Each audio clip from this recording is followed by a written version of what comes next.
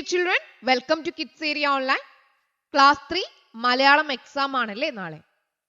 എല്ലാവരും പഠിച്ചായിരുന്നോ? പഠിച്ചുകൊണ്ടിരിക്കുകയാണോ? ഓക്കെ, അപ്പോൾ നമുക്ക് കുറച്ച് കാര്യങ്ങൾ കൂടി പഠിച്ചാലോ? റെഡിയാണോ? Yes. Kids area online Kerala state സിലബസിൽ പഠിക്കുന്ന കുട്ടികൾക്ക് തേർഡ് ടേം ട്യൂഷൻ ഡിസംബർ 29 തിങ്കൾ സ്റ്റാർട്ട് ചെയ്യാണ്. താല്പര്യമുള്ളവർക്ക് ജോയിൻ ചെയ്യാം. മൺഡേ മുതൽ ഫ്രൈഡേ വരെ എല്ലാ ദിവസവും വൈകിട്ട് 1 അവർ ലൈവ് ക്ലാസ് ആണ് വരുന്നത്.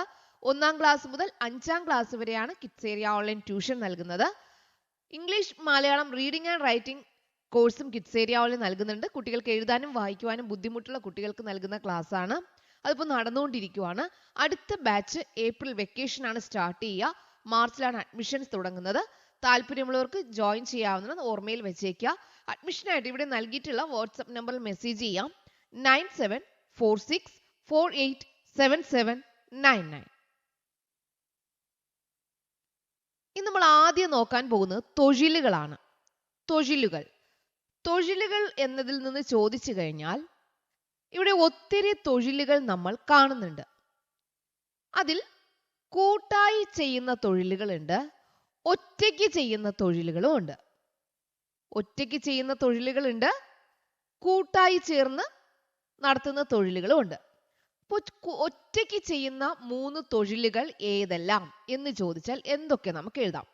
ഒറ്റയ്ക്ക് ചെയ്യുന്ന 3 തൊഴിലുകൾ. ഒറ്റയ്ക്ക് ചെയ്യുന്ന 3 തൊഴിലുകൾ പറഞ്ഞേ. ഒറ്റയ്ക്ക് ചെയ്യുന്ന 3 തൊഴിലുകളുടെ പേര് പറഞ്ഞേ. 3 തൊഴിലുകൾ. ഈ ചിത്രത്തിൽ തന്നെ ഒരുപാടുണ്ട്. ഒറ്റയ്ക്ക് ചെയ്യുന്ന 3 തൊഴിലുകൾ ഏതൊക്കെ നമുക്ക് എഴുതാൻ പറ്റും? ഒറ്റയ്ക്ക് ചെയ്യുന്ന 3 തൊഴിലുകൾ ഏതൊക്കെയാ? ഇവിടെ നോക്കിയേ. കരിക്ക് വിൽപ്പന ഒറ്റയ്ക്കാണല്ലോ ചെയ്യുന്നത്. കരിക്ക് വിൽപ്പന ഒറ്റയ്ക്കാണ് ചെയ്യുന്നത്. ഇവിടെ നോക്കിയേ. മീൻ കച്ചവടം അവർ ഒറ്റയ്ക്കാണ് ചെയ്യുന്നത്. മീൻ കച്ചവടം ഒറ്റയ്ക്കാണ് ചെയ്യുന്നത്. പത്രമിടുന്നത് കണ്ടോ? പത്രമിടുന്ന ജോലി ഒറ്റയ്ക്കാണ് ചെയ്യുന്നത്. ചായക്കട കടകൾ നടത്തുന്നത് ഒറ്റയ്ക്കാണ് ചെയ്യുന്നത്. ഒറ്റയ്ക്ക് ചെയ്യുന്ന ഒരുപാട് ജോലി നമ്മൾ കണ്ടല്ലോ. തെങ്ങ് കയറ്റം, തെങ്ങ് കയറുന്നത് ഒറ്റയ്ക്കാണ് തെങ്ങിൽ കയറുന്നത്. അപ്പോൾ നമുക്ക് ഏതൊക്കെ തൊഴിലുകൾ എഴുതാം? മീൻ കച്ചവടം അവരൊരു ഒറ്റയ്ക്കാണല്ലോ ചെയ്യുന്നത്. മീൻ കച്ചവടം, പത്രവിതരണം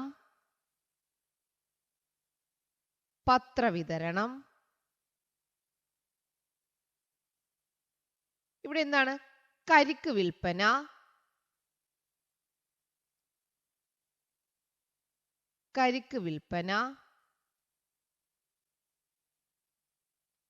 ഇങ്ങനെ ഒത്തിരി തൊഴിലുകളുണ്ട് കേട്ടോ. അതെല്ലാം ഒറ്റയ്ക്ക് ചെയ്യുന്ന തൊഴിലുകളാണ്. ആട് വളർത്തൽ ഇതൊക്കെ ഓരോരുത്തരും ഒറ്റയ്ക്ക് ചെയ്യുന്നതാണ്. വിൽപ്പന ഇതൊക്കെ ഒറ്റയ്ക്കാണ്. ഇനി കൂട്ടമായി ചെയ്യുന്നത് എന്തൊക്കെയാണ്? കൂട്ടമായി ചെയ്യുന്ന തൊഴിലുകൾ ഏതാണ്? ഇപ്പോൾ ഡ്രൈവറിന്റെ പണിയും ഒറ്റയ്ക്കാണ് കേട്ടോ ചെയ്യുന്നത്. ഡ്രൈവർ അതെല്ലാം ഒറ്റയ്ക്ക് ചെയ്യുന്നതാണ്. ഇനി കൂട്ടമായി ചെയ്യുന്ന തൊഴിലുകൾ ഏതൊക്കെയാണെന്ന് വെച്ചാൽ നമുക്ക് ഏതൊക്കെ എഴുതാം? കൂട്ടമായി ചെയ്യുന്ന തൊഴിലുകൾ ഏതാ? കൂട്ടമായി ചെയ്യുന്ന തൊഴിലുകൾ ഇവിടെ നോക്കിയേ. മീൻപിടുത്തം കൂട്ടായി ചെയ്യുന്ന തൊഴിലാണ്. മീൻപിടുത്തം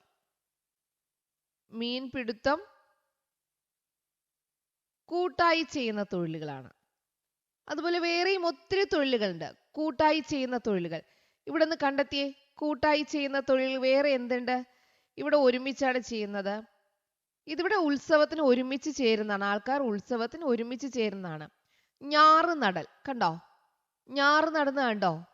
കൃഷിപ്പണിയിൽ കണ്ടോ? ഞാറ് നടുന്നത് ഒരു കൂട്ടായിട്ടാണ് ചെയ്യുന്നത്. ഒറ്റയ്ക്കല്ല ചെയ്യുന്നത്. ഒത്തിരി പേർ ഒരുമിച്ചാണ് ആ പണി ചെയ്യുന്നത്. കൂട്ടായിട്ട് ചെയ്യുന്ന തൊഴിലാണ്.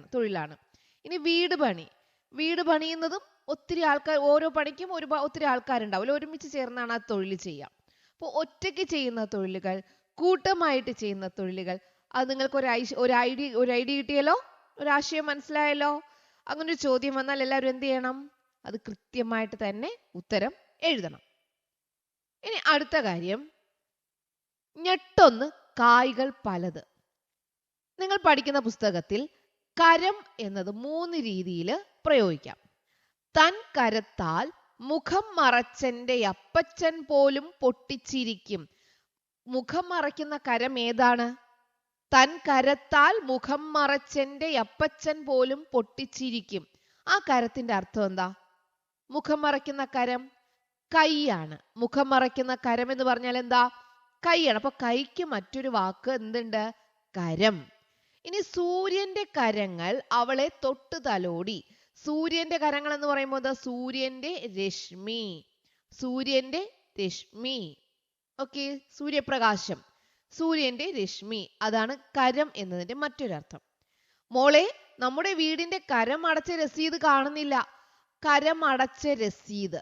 രസീത് എന്താണ്? കരത്തിന്റെ രസീത് നികുതി. അപ്പൊ കരം എന്നതിന് 3 വാക്കുകൾ കാണുന്നുണ്ട്. കരം എന്നതിന് ഞെട്ടൊന്ന് കായ്കൾ പലത്. കരം എന്ന വാക്കിന് ഒത്തിരി വാക്കുകൾ കണ്ടോ? കൈ, രശ്മി, നികുതി. കൈ, രശ്മി, നികുതി. അപ്പൊ മുഖം മറച്ചന്റെ അപ്പച്ചൻ പോലും പൊട്ടിച്ചിരിക്കും. അവിടെ ഏത് കരമാണ്? കൈ. സൂര്യന്റെ കരങ്ങൾ എന്ന് പറഞ്ഞാൽ എന്താ? സൂര്യന്റെ രശ്മി. കരമടച്ച രസീത് എന്ന് പറഞ്ഞാൽ എന്താ? നികുതി. അത് മറക്കരുത് കേട്ടോ. കരം എന്നതിന്റെ 3 പദങ്ങളാണ്. ഇനി വാനിയയുടെ ഡയറി. വാനിയ കള്ളം ചെയ്തല്ലോ. കള്ളം ചെയ്തത് അച്ഛൻ കണ്ടുപിടിച്ചു അല്ലെ? അപ്പൊ അന്ന് വാനിയ എഴുതിയ ഡയറി എന്തായിരിക്കും? അപ്പൊ ഡയറി തീയതി കൊടുക്കുക എന്നാണ് ഈ ഡയറി എഴുതിയത്, തീയതി. ഇനി ഇവിടെ എന്റെ ഡയറി, എന്റെ ഇന്നത്തെ ഡയറി എന്ന് ഹെഡിങ് കൊടുത്താലും മതി. എന്റെ ഡയറി. ഇന്നത്തെ എന്റെ ദിവസം സന്തോഷവും സങ്കടവും ഉള്ളതായിരുന്നു. വാനിയ എഴുതിയ ഡയറിയാണ് കേട്ടോ. അല്ലെങ്കിൽ വാനിയ ആർക്കെങ്കിലും അയക്കുന്ന കത്താണെങ്കിലും ഈ ഒരു രീതിയിലായിരിക്കാം നമുക്ക് എന്ത് ചെയ്യുന്നത്? എഴുതുന്നത്. ഇന്നത്തെ എന്റെ ദിവസം സന്തോഷവും സങ്കടവും ഉള്ളതായിരുന്നു. ഇന്ന് അമ്മ വീട്ടിൽ മുന്തിരിങ്ങ വാങ്ങിക്കൊണ്ടുവന്നു. ഉച്ചയ്ക്ക് ഭക്ഷണം കഴിച്ചതിന് ശേഷം മുന്തിരിങ്ങ തരാം എന്ന് പറഞ്ഞ് അമ്മ മുന്തിരിങ്ങ കഴുകി പിഞ്ഞാണത്തിലാക്കി മേശപ്പുറത്ത് വെച്ചു. മുന്തിരിങ്ങ ആദ്യമായിട്ട് കണ്ടതുകൊണ്ട് അത് ഞാൻ എടുത്ത് മണത്തു നോക്കി. മുന്തിരിങ്ങയ്ക്ക് നല്ല മണമായിരുന്നു. എനിക്കത് കഴിക്കാൻ തോന്നി. പക്ഷെ അമ്മ പറഞ്ഞത് ഭക്ഷണത്തിന് ശേഷം തരാമെന്നാണ്. അതിനാൽ അമ്മ കാണാതെ ഞാനൊരു മുന്തിരിങ്ങ എടുത്ത് തിന്നു. ഭക്ഷണം കഴിക്കാൻ അമ്മ വിളിച്ചപ്പോൾ ഞങ്ങൾ എല്ലാവരും ഭക്ഷണം കഴിക്കാൻ മേശയ്ക്ക് ചുറ്റുമിരുന്നു. അമ്മയ്ക്ക് മുന്തിരിങ്ങയിൽ സംശയം തോന്നി എണ്ണി നോക്കിയപ്പോൾ ഒരെണ്ണം കാണാനില്ല. ആരാണ് മുന്തിരിങ്ങ എടുത്തതെന്ന് ഞങ്ങൾ എല്ലാവരോടും അമ്മ ചോദിച്ചു. ഞങ്ങൾ ആരും എടുത്തില്ല എന്ന് പറഞ്ഞു. അപ്പോൾ അച്ഛൻ പറഞ്ഞു, നിങ്ങൾ തിന്നതിന് കുഴപ്പമില്ല, പക്ഷെ മുന്തിരിങ്ങയിൽ ഒരു കുരുവുണ്ട്. അത് നിങ്ങൾ വിഴുങ്ങിയിട്ടുണ്ടെങ്കിൽ നാളെ മരിച്ചു പോകും. ഇത് കേട്ടപ്പോൾ ഞാൻ പേടിച്ച് ഉറക്കെ വിളിച്ചു പറഞ്ഞു, അച്ഛാ, ഞാൻ കുരു തിന്നില്ല, ഞാനത് ജനലിൽ കൂടി പുറത്തേക്ക് എറിഞ്ഞു കളഞ്ഞു. ഇത് കേട്ടപ്പോൾ എല്ലാവരും ചിരിച്ചു. ഞാനാണ് മുന്തിരിങ്ങ എടുത്ത് കഴിച്ചതെന്ന് എല്ലാവരും അറിഞ്ഞപ്പോൾ ഞാൻ ഒത്തിരി കരഞ്ഞു. അച്ഛൻ സൂത്രത്തിലൂടെ കള്ളം ചെയ്ത് എന്നെ കണ്ടുപിടിച്ചു. ഇനി ഞാൻ ഒരിക്കലും കള്ളം പറയില്ല. അപ്പൊ ഇത് വാനി എഴുതിയ ഡയറിയാണ്. ഈ പാഠം നിങ്ങൾ പഠിച്ചല്ലോ. മുന്തിരിങ്ങ എടുത്ത് കഴിച്ച ശേഷം അമ്മ ചോദിച്ചപ്പോൾ എല്ലാവരും പറഞ്ഞു, ഞാൻ എടുത്തില്ല. പിന്നെ ആരെടുത്തു? അപ്പോൾ അച്ഛൻ പറഞ്ഞു, ആരാണോ മുന്തിരിങ്ങ എടുത്ത് കഴിച്ചത് അവര് നാളെ അതിന്റെ കുരു അകത്ത് പോയിട്ടുണ്ടെങ്കിൽ മരിച്ചു പോകും. ഇത് കേട്ടപ്പോൾ എന്ത് ചെയ്തു? വാനി പേടിച്ച് പറഞ്ഞു, അച്ഛൻ, ഞാൻ കുരു കഴിച്ചില്ല, കുരു ജനലിൽ കൂടെ കളഞ്ഞിട്ടുണ്ട്. അത് പറഞ്ഞപ്പോൾ തന്നെ മനസ്സിലായി ആരാണ് അത് കഴിച്ചതെന്നുള്ളത്. അപ്പൊ ഈ പാഠഭാഗത്തേക്ക് ഓർമ്മ കിട്ടിയോ? ഓർമ്മ വന്നോ നിങ്ങൾക്ക്? അപ്പൊ ഇതിന്ന് ചോദ്യം ചോദിച്ചാൽ തെറ്റാതെ എഴുതുമല്ലോ. ഇപ്പൊ തീയതി എഴുതാൻ മറന്നു പോരുത് കേട്ടോ. ഡയറി എഴുതുമ്പോൾ തീയതി എഴുതുക, വലതുവശം മുകളിൽ വലതുവശത്ത് തീയതി എഴുതുക, എന്റെ ഡയറി എന്ന് ഹെഡിങ് കൊടുത്തിട്ട് എഴുതുക. ഓക്കെ. വാനിയുടെ വയറിനുള്ളിൽ പോയ മുന്തിരിയുടെ കുരുവും മേരിയുടെ വയറിനുള്ളിൽ പോയ മാന്തളിന്റെ കണ്ണും, ഈ 2 കാര്യങ്ങളും തമ്മിലുള്ള താരതമ്യക്കുറിപ്പ് തയ്യാറാക്കുക. വാനിയുടെ വയറിനുള്ളിൽ പോയ മുന്തിരിയുടെ കുരു, മേരിയുടെ വയറിനുള്ളിൽ പോയ മാന്തളിന്റെ കണ്ണ്, ഈ 2 കാര്യങ്ങളും തമ്മിലുള്ള താരതമ്യക്കുറിപ്പ് തയ്യാറാക്കുക. മുന്തിരിയുടെ കുരു കഴിച്ചയാൾ നാളെ മരിച്ചു പോകും എന്ന് അച്ഛൻ പേടിപ്പിച്ചപ്പോൾ വാനിയെ പേടിച്ച് സത്യം പറഞ്ഞു. അങ്ങനെ പിടിക്കപ്പെട്ടല്ലോ എന്ന സങ്കടം കൊണ്ട് കരയുകയാണ് വാനിയ ചെയ്തത്. വാനിയുടെ കാര്യത്തിൽ എന്താ? മുന്തിരിയുടെ കുരു കഴിച്ചയാൾ നാളെ മരിച്ചു പോകും എന്ന് അച്ഛൻ പേടിപ്പിച്ചു. അപ്പൊ വാനിയെ പേടിച്ച് എന്ത് ചെയ്തു? സത്യം പറഞ്ഞു. അങ്ങനെ പിടിക്കപ്പെട്ടല്ലോ എന്ന സങ്കടം കൊണ്ട് കരയുകയാണ് വാനി ചെയ്തത്.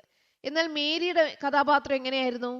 മാന്തളിന്റെ 2 കണ്ണും മേരിയുടെ വയറ്റിൽ നിന്ന് മുളച്ചു വരും എന്ന് പറഞ്ഞ് പേടിപ്പിക്കാൻ നോക്കിയപ്പോ കുസൃതി കാട്ടി മറുപടി പറഞ്ഞ് നേരിടുകയാണ് മേരി ചെയ്തത്. മാന്തളിന് ഒരു കണ്ണല്ലേ ഉള്ളോ എന്ന് പറഞ്ഞ് കുസൃതി കാട്ടി മറുപടി പറഞ്ഞ് നേരിടുകയാണ് മേരി ചെയ്തത്. അപ്പൊ വാനിയുടെയും മേരിയെയും ഒരു കാര്യം എങ്ങനെയാണ് അത് ചെയ്തത്? ഒരാൾ പേടിച്ച് സത്യം വിളിച്ചു പറഞ്ഞു, രണ്ടാമത്തെ ആളോ അത് കുസൃതി കാട്ടി മറുപടി പറഞ്ഞ അതിനെ നേരിട്ടു. ഓക്കെ, അപ്പൊ രണ്ടുപേരുടെ സ്വഭാവം മനസ്സിലായല്ലോ. വാനിയ മുന്തിരിയുടെ കുരു കഴിച്ചപ്പോൾ എന്ത് ചെയ്തു? മരിച്ചു പോകുമെന്ന് പറഞ്ഞു. അത് പേടിച്ചു പോയി, പിടിക്കപ്പെടില്ലെന്ന സങ്കടം കൊണ്ട് കരഞ്ഞു. എന്നാൽ മാന്തളിന്റെ കണ്ണ് കഴിച്ച മേരിയോ വയറ്റിൽ നിന്ന് കണ്ണ് മുളച്ചു വരുമെന്ന് പറഞ്ഞപ്പോ എന്ത് പറഞ്ഞു? മാന്തളിന് ഒരു കണ്ണല്ലേ ഉള്ളൂ എന്ന് പറഞ്ഞ് കുസൃതി കാട്ടി മറുപടി പറഞ്ഞ് മേരി നേരിട്ടു. ഇതാണ് വാനിയും മേരിയും തമ്മിലുള്ള താരതമ്യക്കുറിപ്പ്. ഹരിതകർമ്മ സേനാംഗങ്ങൾ എവിടെ നിന്നാവാം ഈ ഹരിതകർമ്മയുടെ ആ ഒരു സാധനങ്ങൾ ഉണ്ടല്ലോ, കവറുകൾ, അത് എവിടെ നിന്നൊക്കെയാണ് ശേഖരിക്കുന്നത്? എവിടെ നിന്നൊക്കെയാണ് ശേഖരിക്കുന്നേ? വീടുകൾ, കടകൾ, സ്ഥാപനങ്ങൾ. ഹരിതകർമ്മ സേനാംഗങ്ങൾ എവിടെ നിന്നെല്ലാമാണ് ശേഖരിക്കുന്നത്? സാധനങ്ങൾ എവിടെ നിന്നെല്ലാമാണ് ശേഖരിക്കുന്നത്? വീടുകൾ, കടകൾ, സ്ഥാപനങ്ങൾ. ബിസ്ക്കറ്റ് കവറിനും പരൽ മീനിന് മാത്രമാണോ ദുരിതം അനുഭവിക്കേണ്ടി വരിക? മറ്റൊരു ജീവിയോ വസ്തുവോ എഴുതാനിടയുള്ള കത്ത് തയ്യാറാക്കുക. അതായത് ബിസ്ക്കറ്റ് കവറും പരൽ മീനും നിങ്ങൾ വായിച്ചല്ലോ, നിങ്ങളുടെ ടെക്സ്റ്റ് ബുക്കിലുണ്ട്. അതുപോലെ അങ്ങനെ ഒരു ദുരിതം അനുഭവിച്ച മറ്റൊരു ജീവിയുടെ കത്ത് എഴുതുക. കത്തെഴുതുമ്പോൾ വലതുവശത്ത് മുകളിൽ തീയതിയും സ്ഥലവും തീയതിയും. കത്തെഴുതുമ്പോൾ വലതുവശത്ത് മുകളിൽ സ്ഥലവും തീയതിയും. ഡയറി എഴുതുമ്പോൾ തീയതി, കത്തെഴുതുമ്പോൾ സ്ഥലവും തീയതിയും. താഴെയോ പ്രിയപ്പെട്ട, ഇനി പേരെഴുതുക. ആർക്കാണോ കത്തെഴുതുന്നത് അത്. ഇവിടെ പ്രിയപ്പെട്ട അമ്മുവിന്. പ്രിയപ്പെട്ട അമ്മുവിന്. നിനക്കെന്നെ ഓർമ്മയുണ്ടാകും. അമ്മുവിന്റെ പിറന്നാൾ ദിവസം ഞാൻ ഒത്തിരി അമ്മുവിനെ സന്തോഷിപ്പിച്ചിട്ടുണ്ട്. പിറന്നാൾ ദിവസമാണ് അമ്മുവിന്റെ അച്ഛൻ സമ്മാനമായി ചെരുപ്പായ എന്നെ അമ്മുവിന്റെ കയ്യിലേക്ക് തരുന്നത്. എന്നെ കിട്ടിയപ്പോൾ അമ്മു സന്തോഷിച്ചത് ഇന്നും എനിക്ക് നല്ല ഓർമ്മയുണ്ട്. നിന്റെ യാത്രകളിലെല്ലാം ഞാൻ നിന്റെ കൂടെ ഉണ്ടായിരുന്നു. നീ എന്നെ കഴുകി വൃത്തിയായി സൂക്ഷിച്ചു. ദിവസങ്ങൾ കഴിഞ്ഞപ്പോൾ നീ എന്നെ കഴുകാതെയായി. ഇപ്പൊ ചെരുപ്പാണ് കേട്ടോ, ചെരുപ്പ് എഴുതുന്ന കത്താണ്. ചെരുപ്പ് ആർക്കാ എഴുതുന്നത്? അമ്മുവിനാണ്. ഇനിയുണ്ട്, പറയാം. അപ്പൊ അമ്മുവിന് എഴുതുന്ന കത്താണ്. ഇവിടെ ബിസ്ക്കറ്റ് കവറും പരൽമീനിന്റെയും ഓർമ്മയുണ്ടോ? പരൽമീന് മരിച്ചുപോയതും ബിസ്ക്കറ്റ് കവർ എഴുതിയ കത്ത് ഓർമ്മയുണ്ടോ? അതുപോലെ തന്നെ ചെരുപ്പ് അമ്മുവിന് എഴുതിയ കത്താണ്. പ്രിയപ്പെട്ട അമ്മുവിന്, നിനക്കെന്നെ ഓർമ്മയുണ്ടാകും. അമ്മുവിന്റെ പിറന്നാൾ ദിവസം ഞാൻ ഒത്തിരി അമ്മുവിനെ സന്തോഷിപ്പിച്ചിട്ടുണ്ട്. പിറന്നാൾ ദിവസമാണ് അമ്മുവിന്റെ അച്ഛൻ സമ്മാനമായി ചെരുപ്പായ എന്നെ അമ്മുവിന്റെ കയ്യിലേക്ക് തരുന്നത്. എന്നെ കിട്ടിയപ്പോൾ അമ്മു സന്തോഷിച്ചത് ഇന്നും എനിക്ക് നല്ല ഓർമ്മയുണ്ട്. നിന്റെ യാത്രകളിലെല്ലാം ഞാൻ നിന്റെ കൂടെ ഉണ്ടായിരുന്നു. അമ്മ എവിടെ പോലും ചെരുപ്പിട്ടല്ലേ പോളൂ, അപ്പൊ യാത്രയിലെല്ലാം കൂടെ ഉണ്ടായിരുന്നു. നീ എന്നെ കഴുകി വൃത്തിയായി സൂക്ഷിച്ചു. ദിവസങ്ങൾ കഴിഞ്ഞപ്പോൾ നീ എന്നെ കഴുകാതെയായി. വീടിന്റെ പുറത്തൊരു മൂലയിൽ എന്നെ ഒതുക്കിയിട്ടു. ദിവസങ്ങൾ കടന്നുപോയപ്പോൾ ഞാൻ പറമ്പിലായി. നീ എന്നെ ഓർത്തതേയില്ല. നിന്റെ കാലിൽ മുള്ളുകൊള്ളാതെ അഴുക്കാകാതെ ഞാൻ നിന്നെ സംരക്ഷിച്ചു. ഇന്ന് ആ അഴുക്കിലാണ് ഞാൻ ജീവിക്കുന്നത്. ഇപ്പോൾ ഞാൻ ഒത്തിരി മരങ്ങളുടെ വഴക്കുകൾ കേൾക്കുന്നു. അവർക്ക് മണ്ണിൽ വേരോടിക്കാൻ പറ്റുന്നില്ല അത്രേ. അങ്ങനെ ഞാൻ മണ്ണിന് ദോഷമായി മാറി. നീ എന്നെ അന്ന് ഒതുക്കിയിടാതെ ഹരിതകർമ്മ സേനാംഗങ്ങൾക്ക് കൊടുത്തിരുന്നുവെങ്കിൽ ഇന്ന് ഞാൻ പുതിയ ചെരുപ്പായി മാറിയേനെ. ഇനിയെങ്കിലും നിങ്ങളെല്ലാവരും ഞങ്ങളെപ്പോലെയുള്ളവരെ പുറത്ത് വലിച്ചെറിയാതിരിക്കാൻ ശ്രദ്ധിക്കുമല്ലോ. സ്നേഹത്തോടെ ചെരുപ്പ്. അപ്പൊ ചെരുപ്പ് എഴുതിയ കത്താണ്, അമ്മുവിന് എഴുതിയ കത്താണ്. അമ്മുവിന്റെ കയ്യിൽ എന്നാണ് പിറന്നാൾ ദിവസമാണ് വന്നത്. നീ എന്നെ ആദ്യം നല്ലതുപോലെ എന്നെ കരുതി കഴുകി വൃത്തിയാക്കി സൂക്ഷിച്ചു. പിന്നീടോ കഴുകാതെയായി, വീടിന്റെ പുറത്ത് മൂലയിൽ ഒതുക്കിയിട്ടു. പിന്നെ ഞാൻ പറമ്പിലായി. നിന്നെ ഞാൻ സംരക്ഷിച്ചതാണ്. ഇന്ന് അഴുക്കിൽ ഞാൻ ജീവിക്കുകയാണ്. മരങ്ങളുടെ വഴക്ക്, അവർക്ക് മണ്ണിൽ വേരോടിക്കാൻ പറ്റുന്നില്ല അത്രേ. മണ്ണിന് ഞാൻ ദോഷമാണത്രേ. നീ എന്നെ അന്ന് ഒതുക്കിയിടാതെ ഹരിതകർമ്മ സേനാംഗങ്ങൾക്ക് കൊടുത്തിരുന്നുവെങ്കിൽ ഞാൻ ഇപ്പോൾ ഒരു പുതിയ ചെരുപ്പായിട്ട് മാറിയേനെ. ഇനിയെങ്കിലും ഞങ്ങളെല്ലാവരും ഞങ്ങളെപ്പോലെയുള്ളവരെ പുറത്ത് വലിച്ചെറിയാതിരിക്കാൻ ശ്രദ്ധിക്കുമല്ലോ. സ്നേഹത്തോടെ ചെരുപ്പ്. ഓക്കെ, അപ്പൊ കത്തെഴുതാൻ നിങ്ങൾക്ക് മനസ്സിലായല്ലോ. വലതുവശത്ത് മുകളിൽ എന്താ എഴുതുക? സ്ഥലവും തീയതിയും. വലതുവശത്ത് താഴെ സ്നേഹത്തോടെ ആരാണോ കത്തെഴുതുന്നത് അവരുടെ പേര്. വലതുവശത്ത് ഏറ്റവും മുകളിൽ സ്ഥലവും തീയതിയും. വലതുവശത്ത് ഏറ്റവും താഴെ സ്നേഹത്തോടെ ആരാണോ കത്തെഴുതുന്നത് അവരുടെ പേര്. ഓക്കെ. പ്ലാസ്റ്റിക്കിന് പുറമെ ഹരിതകർമ്മ സേനാംഗങ്ങൾ എന്തെല്ലാം ശേഖരിക്കും? പൊട്ടിയ ഗ്ലാസ് ചില്ലുകൾ, ഇലക്ട്രിക് വേസ്റ്റുകൾ, തുണികൾ, ഇരുമ്പ് സാധനങ്ങൾ, ബാഗ്, ചെരുപ്പ് മുതലായവ. അപ്പോൾ പൊട്ടിയ ഗ്ലാസ് ചില്ലുകൾ ശേഖരിക്കും, ഇലക്ട്രിക് വേസ്റ്റുകൾ ശേഖരിക്കും, തുണികൾ ശേഖരിക്കും, ഇരുമ്പ് സാധനങ്ങൾ ശേഖരിക്കും, ബാഗ്, ചെരുപ്പ് മുതലായവ ശേഖരിക്കും. ഹരിതകർമ്മ സേനാംഗങ്ങളുടെ ഉടുപ്പിന്റെ നിറം എന്താണ്? പച്ച. ഓർമ്മയുണ്ടല്ലോ, ഹരിതകർമ്മ സേനാംഗങ്ങളുടെ ഉടുപ്പിന്റെ നിറം പച്ച. ഇനി നമ്മൾ മറ്റൊരു കാര്യം പഠിച്ചു. ഹരിതകർമ്മ സേനാംഗങ്ങൾക്ക് പുറമെ വൃത്തിയാക്കുന്ന വേറെ ആൾക്കാരുണ്ട്. ആരൊക്കെയാ? കാക്ക. കാക്ക വൃത്തിയാക്കാൻ വരില്ലേ? കാക്ക അവിടെയുള്ള സാധനം ഇതൊക്കെ എന്ത് ചെയ്യും? കഴിക്കും അല്ലേ? അങ്ങനെ പരിസരം വൃത്തിയാക്കുന്നവരിൽ ഹരിതകർമ്മ സേനാംഗങ്ങൾ മാത്രമാണോ ഉള്ളത്? ഇല്ല, കാക്ക വരുന്നുണ്ട്. അതിന്റെ പാഠഭാഗത്ത് നമ്മൾ ആ കാര്യങ്ങളൊക്കെ പഠിച്ചതാണ്. ഹരിതകർമ്മ സേനാംഗങ്ങളെ സ്കൂളിലേക്ക് ക്ഷണിക്കൂ. അവരോട് എന്തൊക്കെ ചോദിച്ചറിയാം? ഹരിതകർമ്മ സേനാംഗങ്ങളെ സ്കൂളിലേക്ക് ക്ഷണിച്ച് അവരോട് ചോദിക്കാനുള്ള ചോദ്യങ്ങൾ തയ്യാറാക്കുക. നിങ്ങൾ എവിടെ നിന്നൊക്കെയാണ് മാലിന്യങ്ങൾ ശേഖരിക്കുന്നത്? ഒന്നാമത്തെ ചോദ്യം എന്താ? നിങ്ങൾ എവിടെ നിന്നൊക്കെയാണ് മാലിന്യങ്ങൾ ശേഖരിക്കുന്നത്? രണ്ടാമത്തെ ചോദ്യം, ഏതൊക്കെ തരത്തിലുള്ള മാലിന്യങ്ങളാണ് നിങ്ങൾ ശേഖരിക്കുക? ഏതൊക്കെ തരത്തിലുള്ള മാലിന്യങ്ങൾ നിങ്ങൾ ശേഖരിക്കുക? നിങ്ങൾ ശേഖരിക്കുന്ന മാലിന്യങ്ങൾ എന്താണ് ചെയ്യുന്നത്? നിങ്ങൾ ശേഖരിക്കുന്ന വസ്തുക്കൾ എന്താണ് ചെയ്യുന്നത്? ഹരിതകർമ്മ സേനയുടെ പൊതുവായ പ്രവർത്തനങ്ങൾ എന്തൊക്കെയാണ്? ഹരിതകർമ്മ സേനയുടെ ലക്ഷ്യം എന്താണ്? ഇതൊക്കെ എന്ത് ചെയ്യാം? നമുക്ക് ചോദിക്കാം. നിങ്ങൾ എവിടെ നിന്നൊക്കെയാണ് സാധനങ്ങൾ ശേഖരിക്കുന്നത്? ഏതൊക്കെ തരത്തിലുള്ള സാധനങ്ങളാണ് ശേഖരിക്കുക? നിങ്ങൾ ശേഖരിക്കുന്നവ എന്താണ് ചെയ്യുന്നത്? നിങ്ങളുടെ പൊതുവായ പ്രവർത്തനങ്ങൾ എന്തൊക്കെയാണ്? നിങ്ങളുടെ ലക്ഷ്യം എന്താണ്? ഇതൊക്കെ എന്ത് ചെയ്യാം? ചോദിക്കാം. നിങ്ങൾ എങ്ങനെയാണ് ശേഖരിക്കുന്നത്? ഇതെല്ലാം നമുക്ക് അവരോട് ചോദിക്കാവുന്ന ചോദ്യങ്ങളിൽ ഉൾപ്പെടുത്താവുന്നതാണ്. ഇനി പരിസരം മലിനമാകാതെ സൂക്ഷിക്കാനായിട്ട് ഒരു പോസ്റ്റർ തയ്യാറാക്കാൻ പറഞ്ഞാൽ, അല്ലെങ്കിൽ പ്ലക്കാർഡ് തയ്യാറാക്കാൻ പറഞ്ഞാൽ എങ്ങനെ തയ്യാറാക്കാം? നോട്ടീസ് ബോർഡിൽ എഴുതാൻ ഒരു കാര്യം, ഇതൊക്കെ എങ്ങനെ നമുക്ക് തയ്യാറാക്കാം? നമുക്ക് പരിസര ശുചിത്വം പാലിക്കുക. പരിസര ശുചിത്വം നല്ല ആരോഗ്യത്തിന് കാരണമാകും. ഇങ്ങനെയൊക്കെ എന്താ നമുക്ക് നോട്ടീസിന് വാക്യങ്ങൾ തയ്യാറാക്കാം. അതുപോലെ തന്നെ പ്ലക്കാർഡുകൾ തയ്യാറാക്കാം. ബോർഡുകൾ സ്ഥാപിക്കാം. അത് ചോദിച്ചാൽ നിങ്ങൾ എന്ത് ചെയ്യുക? എഴുതുക കേട്ടോ. ഇനി പണി ഉപകരണങ്ങളുടെ പേര്. ഇത് കൃഷിയിൽ ഉപയോഗിക്കുന്ന പണി ഉപകരണങ്ങളുടെ പേര് നിങ്ങൾ ഓർമ്മിച്ചു വെച്ചേക്കുക. കൃഷിക്ക് ഉപയോഗിക്കുന്ന പണി ഉപകരണങ്ങളുടെ പേരാണ് കലപ്പ, നുകം, മരം, കൈക്കോട്ട്, അരിവാൾ, ട്രാക്ടർ, ട്രില്ലർ, കൊയ്ത്ത് മെതിയന്ത്രം. ഇങ്ങനെ ഒരുപാടുണ്ട് കേട്ടോ. ഇപ്പൊ പണി ഉപകരണങ്ങൾ, കൃഷിയുടെ പണി ഉപകരണങ്ങൾ ഏതൊക്കെയാണ്? കലപ്പ, നുകം, മരം, കൈക്കോട്ട്, അരിവാൾ, ട്രാക്ടർ, ട്രില്ലർ, കൊയ്ത്ത് മെതിയന്ത്രം. ഇതെല്ലാം എന്തുപകരണങ്ങളാണ്? കൃഷിയുടെ പണി ഉപകരണങ്ങളാണ്. ഇനി കൃഷിയുമായി ബന്ധപ്പെട്ട വാക്കുകളാണ് പാടം, തോട്, കതിര്, പതിര്, വിളവ്, നിറവ്, നനവ്, ഉറവ്. ഇതൊക്കെ എന്താണ്? കൃഷിയുമായി ബന്ധപ്പെട്ട വാക്കുകളാണ്. ഇനി കൃഷിച്ചൊല്ലുകൾ. ഇത് ഇമ്പോർട്ടന്റ് ആണ്. കൃഷിച്ചൊല്ലുകൾ. മുളയിൽ അറിയാം വിള. പറഞ്ഞേ, രണ്ട് കൃഷിച്ചൊല്ലുകൾ എഴുതാൻ പറഞ്ഞാൽ നമുക്ക് എഴുതാവുന്നതാണ്. രണ്ട് കൃഷിയുമായി ബന്ധപ്പെട്ട രണ്ട് ചൊല്ലുകൾ എഴുതുക. മുളയിൽ അറിയാം വിള. അടുത്ത് നട്ടാൽ അഴക്, അകലെ നട്ടാൽ വിളവ്. അടുത്ത് നട്ടാൽ കാണാൻ നല്ല അഴകാണ്, അകലെ നട്ടാൽ നല്ല വിളവ് കിട്ടും. അടുത്ത് നട്ടാൽ അഴക്, അകലെ നട്ടാൽ വിളവ്.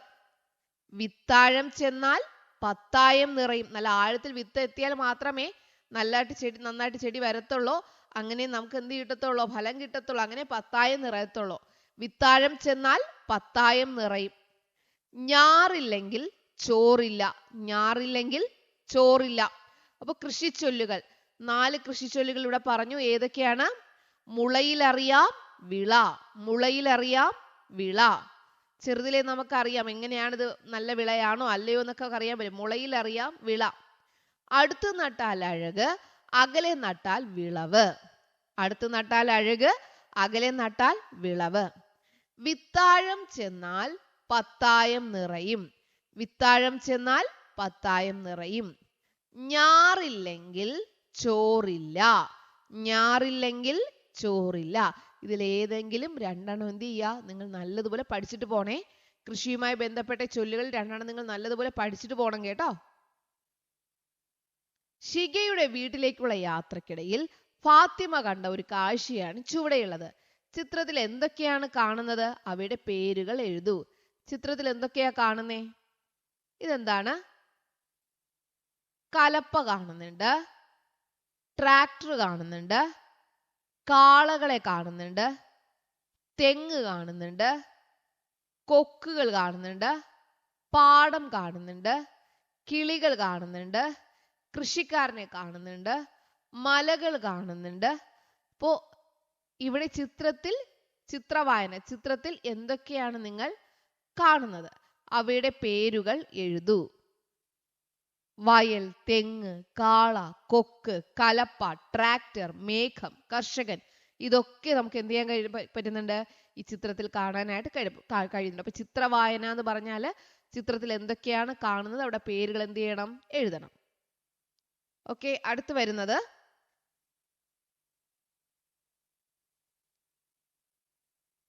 അധ്വാനവുമായിട്ട് ബന്ധപ്പെട്ട് ചിത്രത്തിലെ ആശയവുമായിട്ട്. അപ്പൊ ഇവിടെ അധ്വാനിക്കുകയാണ്.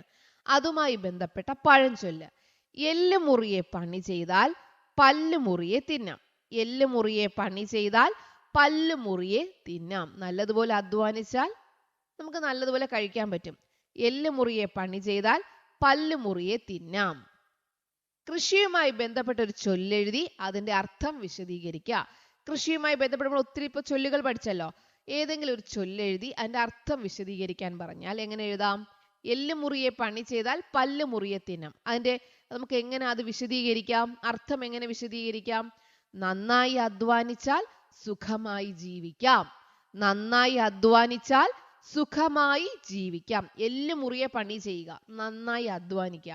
പല്ല് മുറിയെ തിന്നുക, സുഖമായിട്ട് ആസ്വദിച്ച് കഴിച്ച് ജീവിക്കുക. ഓക്കെ, എല്ല് മുറിയെ പണി ചെയ്താൽ പല്ല് മുറിയെ തിന്നാം. നന്നായി അധ്വാനിച്ചാൽ സുഖമായി ജീവിക്കാം. ഇപ്പൊ കൃഷിയുമായി ബന്ധപ്പെട്ടൊരു ചൊല്ലെഴുതി അതിന്റെ അർത്ഥം എഴുതാൻ പറഞ്ഞാൽ ഈ ഒരു രീതിയിലാണ്. നാടൻ കളികളുടെ പേരെഴുതുക. നാടൻ കളികളുടെ പേര്.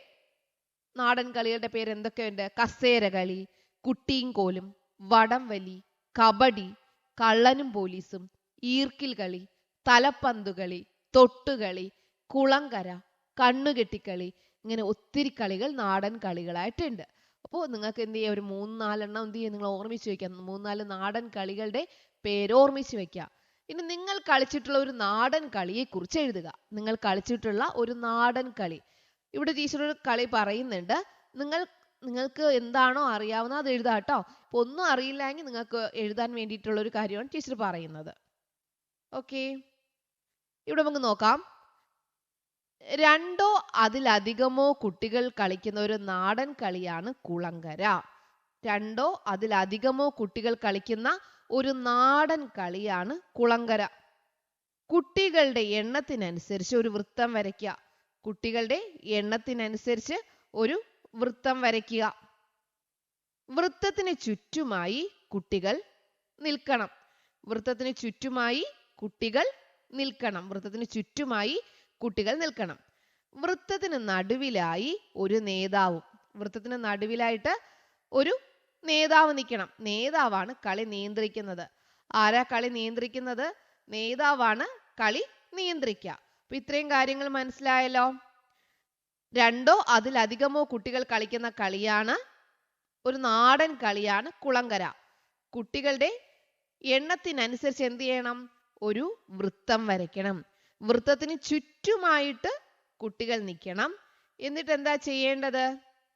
വൃത്തത്തിന് നടുവിലായി ഒരു നേതാവും. നേതാവാണ് കളി നിയന്ത്രിക്കുന്നത്. അടുത്തെന്താ വരുന്നത്?